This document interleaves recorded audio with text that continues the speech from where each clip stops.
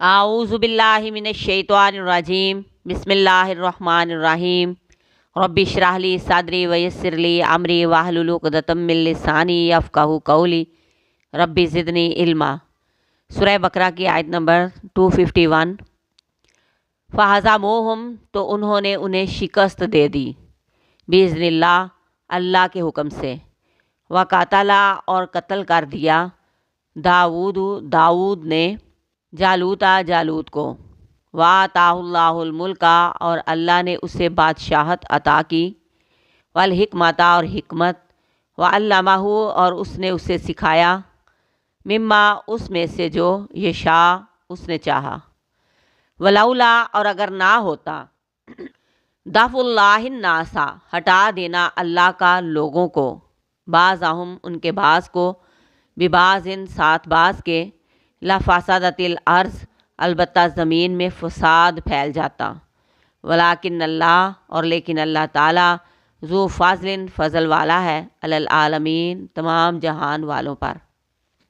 اللہ سے ثابت قدم رہنے کی دعا کا اور اللہ کے حکم سے ان کے ثابت قدم رہنے کا نتیجہ یہ نکلا کہ تھوڑی سی تعداد زیادہ تعداد پر غالب آ گئی۔ تھوڑے سے لشکر نے جالوت کے بہت بڑے لشکر کو شکست دے دی۔ انہوں نے اللہ سے ہی مدد مانگی تھی، اور پھر انہیں فتح بھی رب کے حکم سے ہی ہوئی۔ داؤد علیہ السلام نے جالوت کو قتل کر دیا۔ داؤد علیہ السلام مومنین کے لشکر میں موجود تھے، وہ ایک عام سپاہی کی حیثیت سے تھے، لیکن دشمن سے مقابلے کے دوران ان کی بہادری کھل کر سامنے آئی۔ داؤد علیہ السلام نے لشکر کے لیڈر کو مار دیا۔ پھر اللہ نے داؤد علیہ السلام کو بادشاہت عطا کی، صرف بادشاہت ہی نہیں بلکہ نبوت کے شرف سے بھی نوازا۔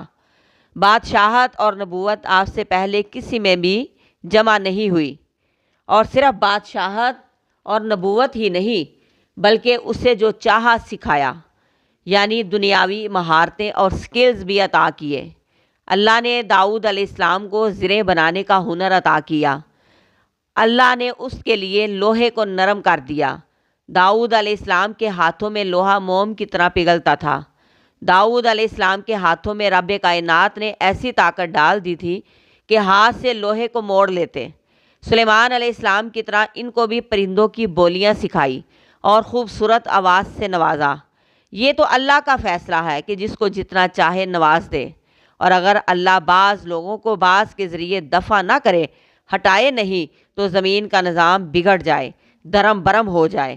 اس لیے اللہ تبارک و تعالیٰ ایک قوم کو گرا کر دوسری قوم کو اقتدار سے نواز دیتا ہے۔ جب کوئی قوم سرکشی میں، ظلم میں، بے انصافی میں حد سے بڑھنے لگتی ہے، تو اللہ تبارک و تعالیٰ دوسرے لوگوں کے ذریعے اس قوم کو صفحہ ہستی سے مٹا دیتا ہے۔ جیسے فرعون جیسے طاقتور بادشاہ کو بنی اسرائیل، جن کی فرعون کے دور حکومت میں کوئی طاقت بھی نہیں تھی، لیکن فرعون کو بنی اسرائیل میں سے موسیٰ علیہ السلام اور ہارون علیہ السلام ہی اللہ کے حکم سے کافی ہو گئے۔ یہ اللہ تبارک و تعالیٰ کا فضل ہے کہ وہ اس دنیا کے نظام کو اپنی رحمت اور مہربانی سے چلا رہا ہے۔ وہ رب جابر لوگوں کو ہٹانے کی طاقت رکھتا ہے، ورنہ حکومت حاصل کرنے کے بعد کوئی بھی حکومت چھوڑے ہی نہ۔ یہ رب کا فیصلہ ہے کہ حکومت کب دینی، کتنی دینی اور کب چھیننی ہے۔